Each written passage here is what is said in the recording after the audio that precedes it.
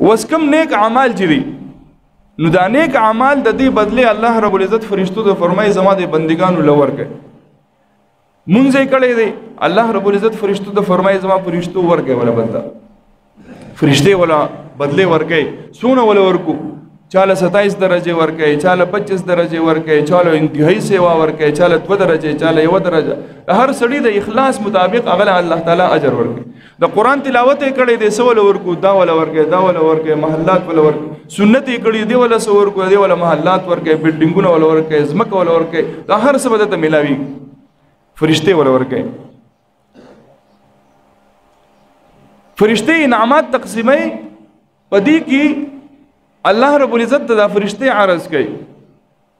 چې دا ټول اعمالو بدلی خو مونږ ورکړي خدای یو عمل داسې دی چې د دې ولا څه ورکو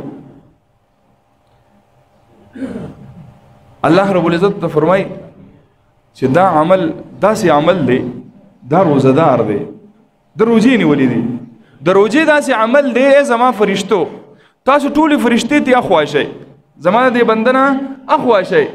تاسو د منځونو بدلی ورکړي تاسو د حجونو بدلی ورکړي تاسو د زکاتونو بدلی ورکړي تاسو د تلاوتونو بدلی ورکړي د صدقات او د خیراتو بدلی ورکړي ای زما فرشتو تاسو ته وسخوا شئ اے الله انعام ولا نه ورکو نه انعام بول ورکو لیکن انعام بول زه ورکوم الله فرمای الصوم لي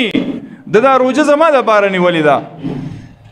یو روایت دا دی الله رب العزت فرمای تاسو ته خو شه زما فرشتو دله ز په خپل باندې انعام ورکول غواړم وس چې الله انعام ورکي یقینا چې خو ډېر زیات د اکرام او د اعزازي او ډېر اوچت به ډېر د الله